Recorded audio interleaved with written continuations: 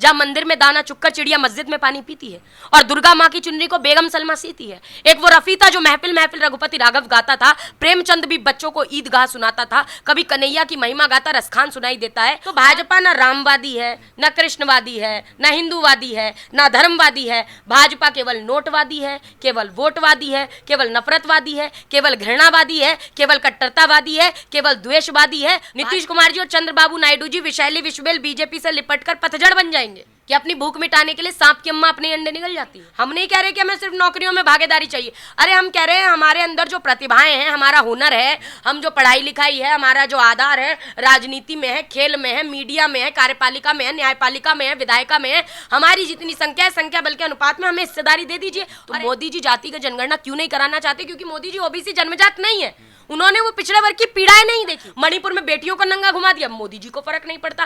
Petrol diesel 100 के पार चला गया, अग्निवीर के खिलाफ लोग बैठे हैं, धरना दे रहे, मोदी जी को फर्क नहीं पड़ता। सारे वकील इकट्ठा होकर ईवीएम का विरोध करें, मोदी जी को फर्क नहीं पड़ता। सारे हिंदू मुस्लिम एकता की बात करते हैं, मोदी जी को फर्क नहीं पड़ता। अरे मोदी जी को काहे से फर्क पड़ता है? मोदी जी को फर्क पड़ता है कुर्सी ना खिसक जाए।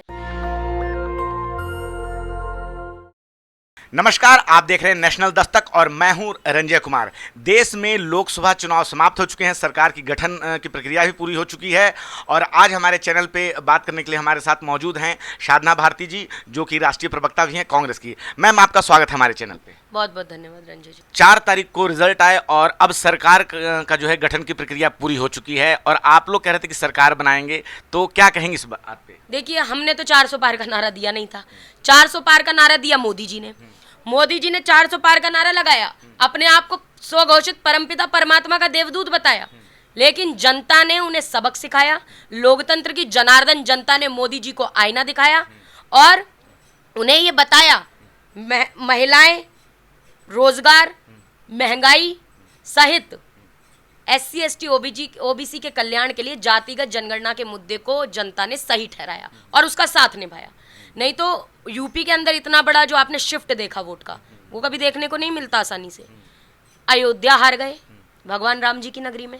बनारस में स्वयं प्रधानमंत्री जी शुरुआती रुझानों में पीछे रहे, इससे पता लग गया इनकी छवि जो है उतनी प्रभावी नहीं रही, कमजोर हो गई। 10 लाख से कह रहे थे जीतेंगे, 1.5 लाख पे आके रुक गए।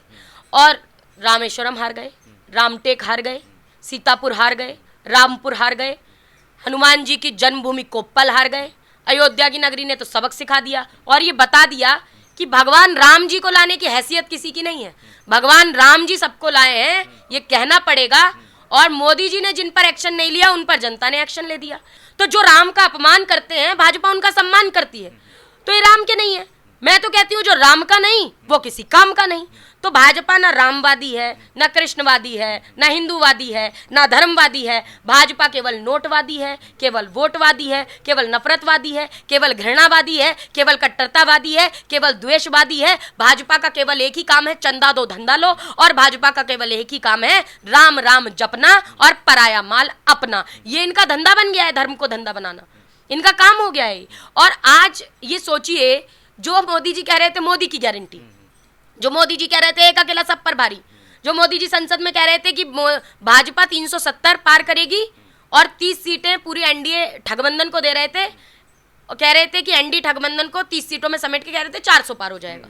आज उन्हें बैसाखियों पर खड़ा होना पड़ा। और किन की बैसाखियां? जिन नीतीश कुमार जी के DNA पर प्रश्न उठाया मोदी जी ने। नीतीश कुमार जी आहत हुए थे, उन्होंने पत्र लिखा था, उन्होंने कहा था पत्र लिखकर कि मेरे पिताजी स्वतंत्रता सेनानी थे। ये नीतीश कुमार जी के शब्द हैं। नीतीश कुमार जी ने कहा था कि उनकी माता जी आम गृहिणी थी। इस तरह उनके DNA पर प्रश्न उठाना गलत बात है और हम भी कहते हैं गलत बात है। आप एक महिला के सतीत्व पर संदेह नहीं जता सकते। तो महिलाओं का अपमान तो मोदी जी ने हमेशा किया।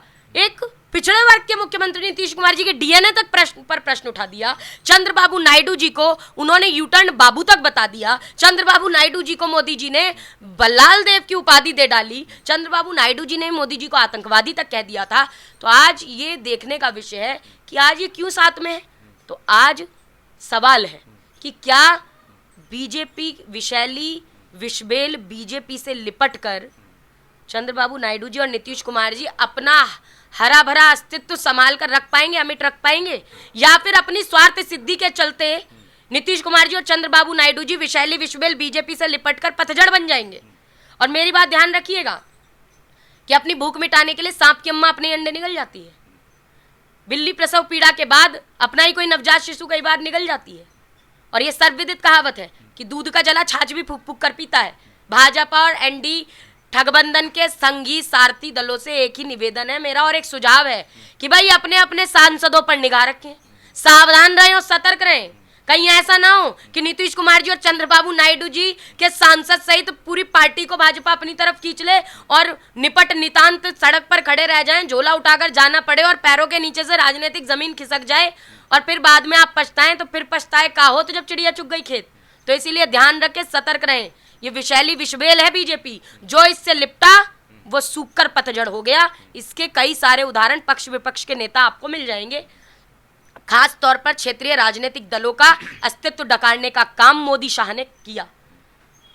आदरणीय शरद पवार जी, उद्धव ठाकरे जी, कृष्णा सोनेलाल पटेल जी और चिराग पासवान जी, उनके चाचा पारस जी, तो इन सबको देखते हुए ये कह सकते हैं इन्होंने फूट डालो शासन करो की नीति अपनाई। पार्टियां तो तोड़ी तोड़ी घरों में फूट डाल दी, चाचा भतीजे को लड़ा दिया, माँ बेटी को लड़ा दिया, बहन बहन को लड़ा दिया, यही काम किया। तो ये फूट डालो शासन करो की नीति अपनाने का काम इन्होंने किया। पार्टियों में देश में द्वेष घृणा नफरत फैलाते हैं, पार्टियों में फूट डालो शासन करो की नीति अपनाते हैं। लोकतंत्र के सहारे उस लोकतंत्र के पर्व में जो जीतकर पूर्ण बहुमत से भी सरकारें बनती हैं, उन्हें उस लोकतंत्र को लूटतंत्र की लुटेरी भाजपा लूटने का काम करती है और सरकारें तोड़ने का काम करती है। ये भाजपा का इतिहास रहा है, ये कोई कहने बताने वाली है, मैं खुद से बना के तो नहीं कह रही हूँ, ये तो इतिहास साक्षी है। और हम और आप कई गवाह रहे हैं कि कई सारी चीज़ों के हमने सामने से साक्षी रहे हैं यहाँ पर हम। तो ये तो देखने का विषय है, ये बैसाखियों के सहारे कब तक मोदी सरकार अब चलेगी। और मोदी की गारंटी तो जनता ने बता दिया कि मोदी की गारंटी क्या गारंटी थी। भाई मोदी जी आज बताए, क्या मोदी जी की गारंटी महिलाओं के अपमान की गारंटी थी? मोदी जी की गारंटी युवा बेरोजगार की गारंटी थी? मोदी जी की गारंटी पेट्रोल डीजल 100 के पार की गारंटी थी? मोदी जी की गारंटी महिलाओं के अत्याचारी और यौन शोषण के आरोपियों के संरक्षण करने की गारंटी थी? क्या मोदी जी की गारंटी किसानों को कर्जदार बनाने की गारंटी थी? क्या मोदी जी की गारंटी चंद उद्योगपतियों की जेबें भरने की गारंटी थी? क्या मोदी जी की गारंटी SC ST OBC को आरक्षण रहित करने के लिए सरकारी संस्थाओं को बेच बेचकर प्राइवेटाइजेशन करके ना रहेगा बांस ना बजेगी बांसुरी की कहावत को चरितार्थ करने की गारंटी थी? मोदी जी की गारंटी महिलाओं के बलात्कारियों का संरक्षण करने की गारंटी थी? मोदी जी की गारंटी पेपर लीक करवाने की गारंटी थी? जनता को समझ आ गया कि मोदी जी की गारंटी केवल झूठ की गारंटी थी। झूठ और लूट की सत्ता का संहार करने का काम जनता जनार्दन ने स्वयं किया है। और ये मत कहिए कि मोदी जी जीत गए हैं, मोदी जी नहीं जीते। मोदी जी तो 400 पार कह रहे थे और स्टॉक मार्केट का घोटाला करने के लिए इनके सारे मोदी मीडिया भी। मैम एक सवाल है कि नेशनल मीडिया में भी चल रहा है, मेन स्ट्रीम मीडिया में, कि हम 240 सीटों के साथ हैं, हमने सरकार भी बनाई है और राहुल गांधी 100 सीट लाके ऐसे प्रेस कॉन्फ्रेंस कर रहे हैं कि जैसे वो बहुमत पा गए हों। तो कांग्रेस को किस बात की खुशी है? बस उनकी सीटें बस 100 सीटें हैं। तो हमें इस बात की खुशी है कि संविधान मिटाने वाले आज उनका राजनीतिक अस्तित्व मिटता हुआ दिख रहा है। हमें इस बात की खुशी है कि संविधान बच गया। जो 400 पार करके कह रहे थे संविधान बदल देंगे, आज उन्हें संविधान नमन करना पड़ रहा है। हमें संविधान को नमन होते हुए देखने की खुशी है। हमें ये खुशी है कि आज विपक्ष मजबूती के साथ खड़ा हुआ है और मोदी जो एक अकेला सब पर भारी के नारे लगा रहे थे, आज उन्हें NDA का नाम लेना पड़ रहा है। हमें किस बात की खुशी है? आप ये बताइए, भाजपा के पास जितनी सीटें थी क्या उतनी ला पाई बीजेपी? जवाब है नहीं। उनकी सीटें तो कम हुई है ना, कांग्रेस की सीटें दुगनी तादाद से बढ़ी है। तो क्यों नहीं खुशी मनाएंगे भाई, ये बताइए ना। यूपी के अंदर कांग्रेस ने आज कितना अच्छा हमने अपना प्रदर्शन करने का काम किया। हम 17 सीटों पे तो लड़ रहे थे और उसके बाद जो इंडिया गठबंधन जो लड़ाई लड़ रहा था वहां तो हम बहुत खरे उतरे हैं। आप हमारा जो परफॉर्मेंस अगर देखेंगे तो हम तो बहुत प्लस है ना। तो हम उस बात की खुशी मना रहे हैं कि जनता ने आज हम पर भरोसा जताया है। और हम तो 295 का आंकड़ा दे रहे थे, तो 295 और जितना हमारा है उनमें आप अंतर देख लीजिए, और 400 और 250 240 आप उसमें अंतर देख लीजिए कि कई ने 250 पार के लाले पड़ गए हैं। तो हम उस बात के लिए खुश हैं कि आज देश को मजबूत विपक्ष मिल गया है। हम उस बात के लिए खुश हैं कि अब देश कम से कम तानाशाही से मुक्त हो गया। सरकार बनते के साथ ही प्रधानमंत्री नरेंद्र मोदी ने किसानों के लिए किसान सम्मान निधि योजना की जो राशि है उसको सबसे पहला काम उन्होंने पास किया। और संविधान को जो है उन्होंने अपने माथे से लगा के जो है उन्होंने मीडिया में भी ये फोटो चल रही है, आप देख रहे हो, तो कि उनका कहना था कि किस तरह से विपक्ष ने बदनाम किया कि हम संविधान ख़त्म कर देंगे, हम आरक्षण ख़त्म कर देंगे। हमने कहाँ बदनाम किया? अनंत हेगड़े हमारे नेता थे क्या? भाजपा के ही है ना। भाजपा के कितने नेताओं की आप क्लिप उठा के देख लीजिए, गांव-गांव जाकर ये मंचों पर सार्वजनिक तौर पर कह रहे थे कि 400 पार इसलिए चाहिए कि संविधान में अगर बदलाव करना है तो 400 पार लाना पड़ेगा। तो अगर संविधान के बदलाव की बात भाजपा के नेता कर रहे हैं तो ये हम फैला रहे हैं। आपके मुंह से निकली हुई बात हम कैसे फैला देंगे? हमने तो ये कहा कि ये हम नहीं होने देंगे। और संविधान बदलने की जो बात कर रहे थे, उन्हें संविधान को नमन करना पड़ा। और इस देश में अगर रहना है और आपको राजनीति के आप अर्श पर रहना चाहते हैं तो संविधान को तो नमन करना पड़ेगा ना भाई। संविधान जो है हमारे देश के लोकतंत्र की आत्मा है, और संविधान का भी एक लोकतंत्र में भी जो आप सनातन को भी मानते हैं उसका मूल मंत्र जो है वो पुराना जो संसद है उसके प्रवेश कक्ष में लिखा है, अयम निजा परोवेति गणना लघु चेतसाम उदार चरिता नाम तु वसुधैव कुटुंबकम। अर्थात जिनका उदार चरित होता है वो तो पूरी वसुधा को, पूरी धरती को अपना परिवार समझते हैं। तो हम तो कह रहे हैं कि ना मंदिर पे बात हो, ना मस्जिद पे बात हो, ना शिवालों पे बात हो। प्रजा बेरोजगार है, पहले निवालों पे बात हो। हमारी नींद को दिक्कत नहीं है ना भजन से है ना अजान से है। हमारी नींद को दिक्कत किसानों को कुचलवा कर मरवाने वाले उस हैवान से है और उस हैवान को बचाने वाले हुक्मरान से है। तो देखिए हिंदुस्तान वो देश है जहाँ मंदिर में दाना चुक्कर चिड़िया मस्जिद में पानी पीती है और दुर्गा माँ की चुनरी को बेगम सलमा सीती है। एक वो रफी था जो महफिल महफिल रघुपति राघव गाता था, प्रेमचंद भी बच्चों को ईदगाह सुनाता था, कभी कन्हैया की महिमा गाता रसखान सुनाई देता है। और साधना भारती सहित हर सच्चे भारतीय नागरिक को, हर हिंदू मुसलमान में सबसे पहले इंसान दिखाई देता है। तो मोदी जी को क्यों सबसे पहले इंसान नहीं दिखाई देता? मोदी जी को कभी हिंदू नजर आता है, कभी मुसलमान नजर आता है, कभी अगड़ा नजर आता है, कभी पिछड़ा नजर आ जाता है। और मोदी जी पिछड़ों की बात क्यों नहीं कर पाते? मोदी जी ने मंत्रियों के आगे भी उनकी जात लिखवा दी थी, कौन पिछड़ा है कौन अगड़ा है। तो क्यों मोदी जी बात नहीं कर पाते? उसका एक सीधा सा जवाब और एक रीजन है। देखिए ये कोई झूठी बात नहीं है, सबको पता है, सर्वविदित है कि नरेंद्र मोदी जी जन्मजात ओबीसी नहीं है।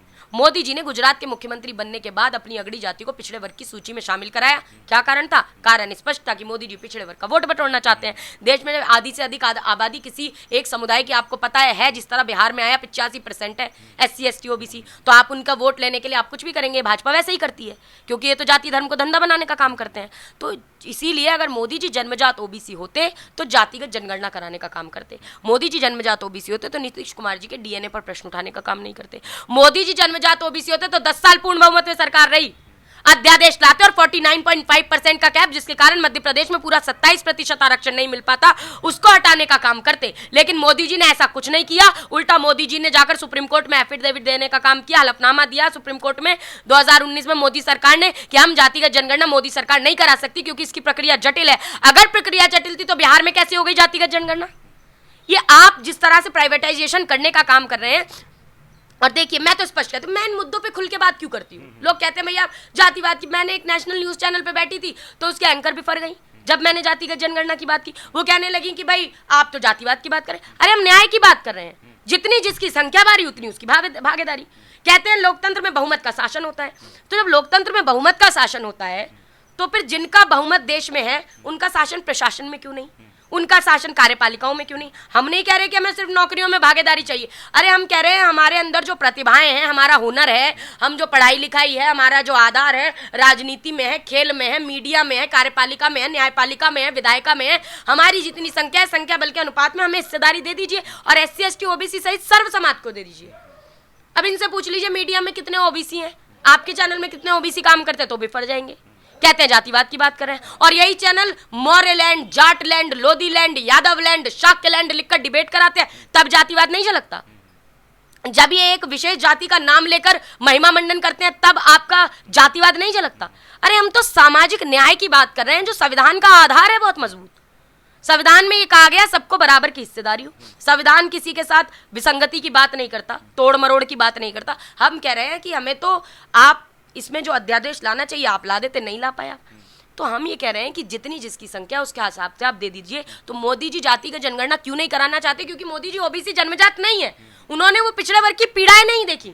उन्हें नहीं पता कि पिछड़े वर्ग के लोगों को किस तरीके से ये लोग पछाड़ने का काम करते हैं, टांग खींचने का काम किया जाता है, पीछे खींचने का काम किया जाता है। हुनर और प्रतिभा होने की वजह से भी मात्र कोई व्यक्ति पिछड़े वर्ग का है, SC का है, ST का है तो उसे हीन भावना की दृष्टि से देखा जाता है। इससे नुकसान है, पीड़ा है हमें, हम इसका विरोध करते हैं। और साधना भारती खुलेआम डंके की चोट पर कांग्रेस की राष्ट्रीय प्रवक्ता होने के साथ साथ भारतीय OBC महासभा की मुख्य संयोजक के तौर पर मैं इसका विरोध करती आई हूँ।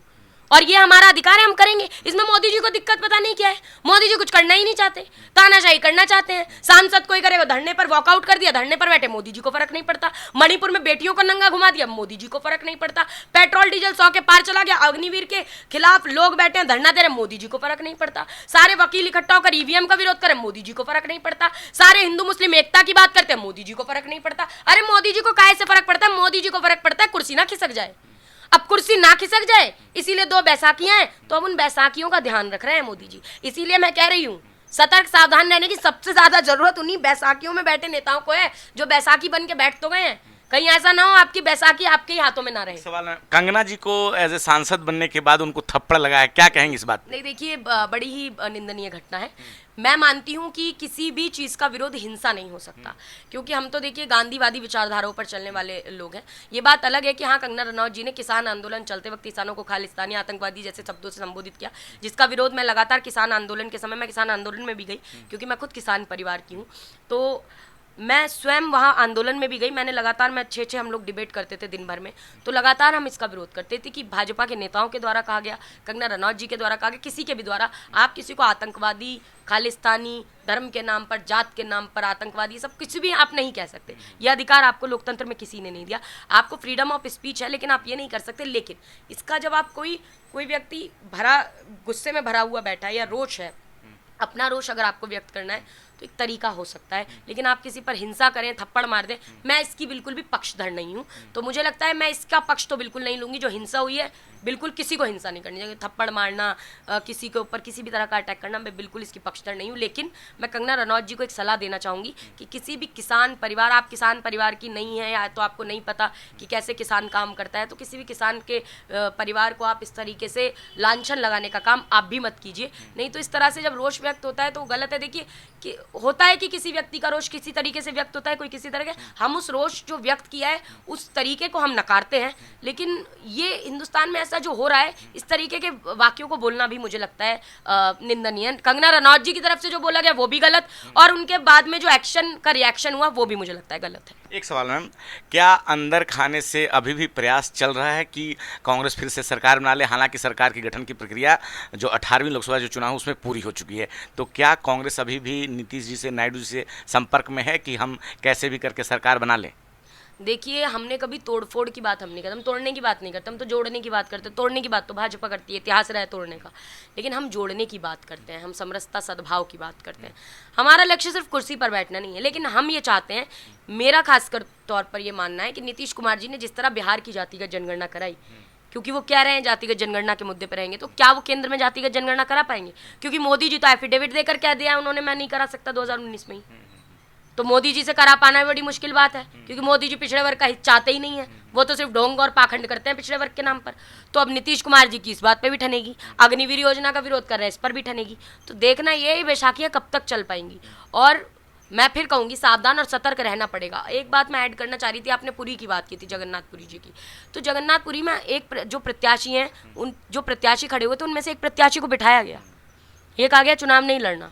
हमारी तरफ से थे अलायंस के हमारे प्रत्याशी जो बैठ गए वहाँ पर। जी हाँ, ये हुआ। तो इसका भी फायदा भाजपा को मिला वहाँ पर।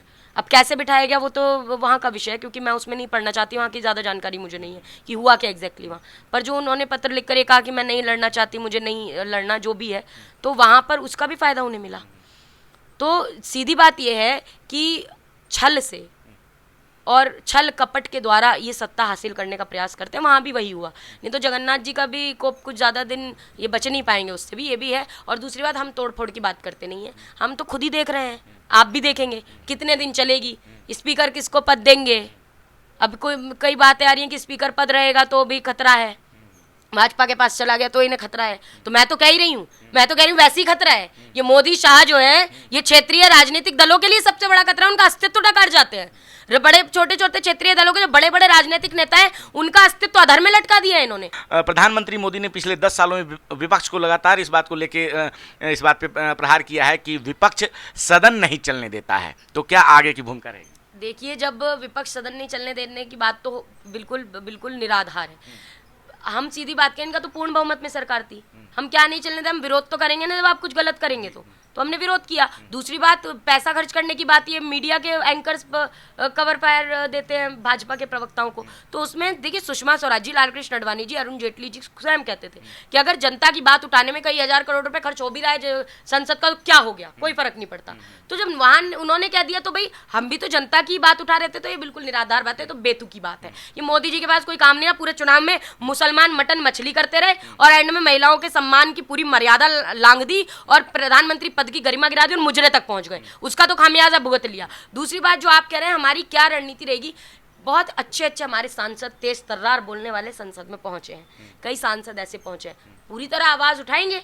जनता के मुद्दे जिस तरह उठाते आए हैं, सड़क पे उठा रहे थे, अब सड़क से संसद तक उठा रहे थे, अब संसद में संख्या बढ़ी है तो और मजबूती से उठाएंगे। और अब इनकी कुछ मजबूरियां ऐसी भी हैं क्योंकि पूर्ण बहुमत की सरकार नहीं है, तो हमें उम्मीद है इस बार मोदी जी जनता के हितों के जो हम मुद्दे उठाते रहे उस पर ध्यान देने की थोड़ी कोशिश जरूर करेंगे। यूपी से एक चेहरा जीता है, उनका बड़ा ही चर्चा चल रहा है, हालांकि आपकी पार्टी से नहीं है, चंद्रशेखर रावण की बात चल रही है, क्योंकि बीएसपी इस बार जो है वहाँ उस तरह प्रदर्शन नहीं कर पाई, लेकिन चंद्रशेखर रावण जो हैं वो आज़ाद जो हैं वो एक दलित चेहरा बनकर उभरे हैं और संसद में इस बार जा रहे हैं, क्या कहेंगे उनकी जीत के ऊपर?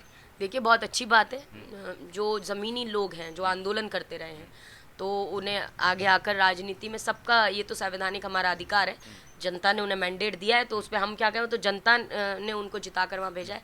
उम्मीद है कि दलित के अधिकारों की लड़ाई जो वो ज़मीन पर लड़ रहे थे, सड़क से संसद में भी लड़ेंगे और सही पक्ष की तरफ रहेंगे, क्योंकि कई बार होता है जब हम आते हैं तो किसी भी तरीके से किसी स्वार्थ सिद्धि का तरफ ना जाते हुए मेरा निवेदन है कि मजबूती से उस पक्ष की ओर खड़े रहें जो कि जनता की आवाज़ को उठा रहा है, जिन्होंने दलितों के हितों के लिए आवाज़ें उठाई हैं। तो कांग्रेस पार्टी ने भी दलित के हितों में बहुत काम किए, तो मुझे लगता है चंद्रशेखर रावण जी, पहले तो उनको बहुत हार्दिक बधाई और शुभकामनाएं कि वो सांसद बनकर पहुंचे हैं और संसद में एक मजबूत आवाज़ बन के मुझे उम्मीद है कि पूरी तरह से गर्जना करेंगे। मैम धन्यवाद आपका। तो आपने सुना साधना भारती जी को, जो कि कांग्रेस की राष्ट्रीय प्रवक्ता हैं और बहुत सारे मुद्दों पे उन्होंने अपनी राय रखी कि जो जनता है उन्होंने संविधान को जिताया है, जनता ने जो है खुद ही एक विपक्ष बनकर कांग्रेस के साथ खड़ा हो गया और किस तरह से वो जीत की ओर बढ़ी। और क्या है आपकी राय इस पूरे बातचीत पे, आप अपनी राय कमेंट बॉक्स में ज़रूर बताएं। मैं रंजय कुमार, कैमरामैन आशीष के साथ, नेशनल दस्तक। धन्यवाद। नेशनल दस्तक की आपसे गुजारिश है कि अगर इसको बचाना चाहते हैं तो नेशनल दस्तक को सब्सक्राइब करने के लिए रेड कलर के सब्सक्राइब बटन को दबाएं, फिर बेल आइकन की घंटी दबाएं। नेशनल दस्तक को बचाने के लिए बहुत जरूरी है कि हर खबर को शेयर करें, लाइक करें, कमेंट जरूर करें।